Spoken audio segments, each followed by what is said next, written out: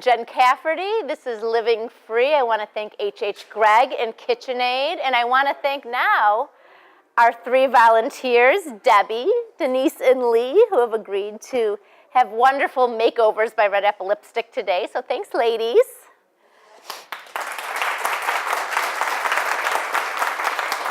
And thank you. They're very brave. They're very brave, but it's exciting.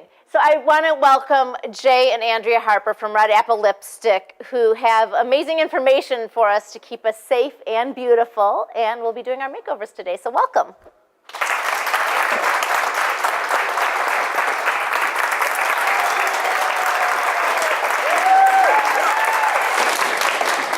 They're very excited about lipstick and makeup. Good. So as are we. It's all good. Yes. So first, happy anniversary. Thank you. Your first wedding anniversary. That's correct, and yes. You're sharing it with us. Yes, So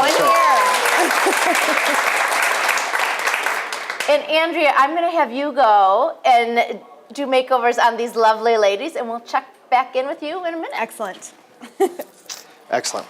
So, hello there. Hello there. I'm happy you're Nice here. to see you again. Thanks. I'm excited Glad, to talk about something besides food. Got it, yeah. In our world. And there's a lot to talk about. There is a lot to talk about. I'm looking out at our studio audience, and you guys are licking your lips a lot. And I know I lick my lips a lot.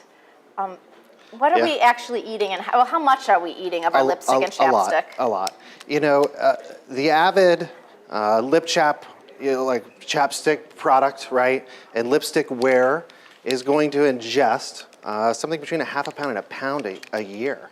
If you wear this every day, if you really think about how quickly you go through a chapstick, okay, most of it's coming into your body. So in cooking terms, that's 2 to 4 sticks of butter. Yeah. That's disgusting. It is kind of gross when you think about it like that, yeah.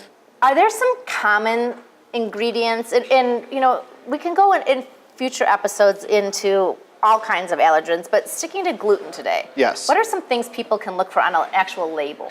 Avena sativa, which is typically an oat-based product, is probably at the top of my list if you're speaking of just lotions that you should avoid, because most times oats are going to be cross-contaminated. Most oats are raised in a field next to wheat.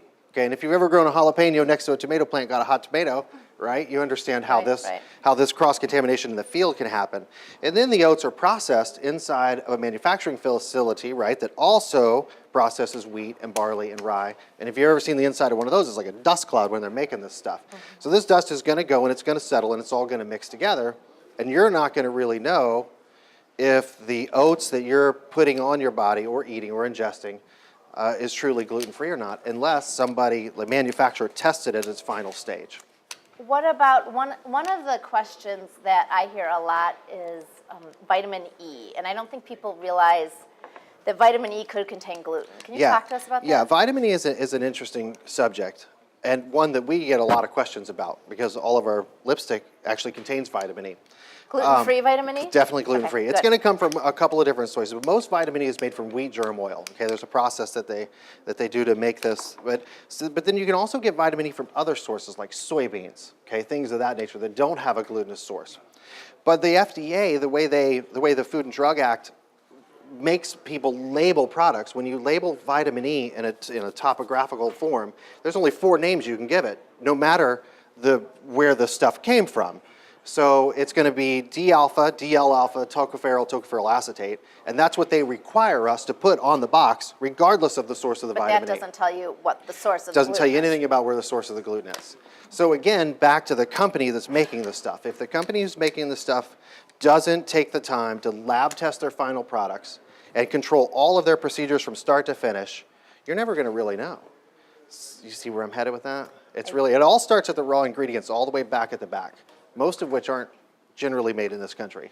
I have to say, Jay, I'm very conscious now of how much I'm licking my lips and all the lipstick I'm eating.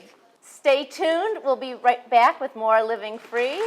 Up next, Chef Danny leaves the bandstand and slings some safe breakfast hash. Living Free will be right back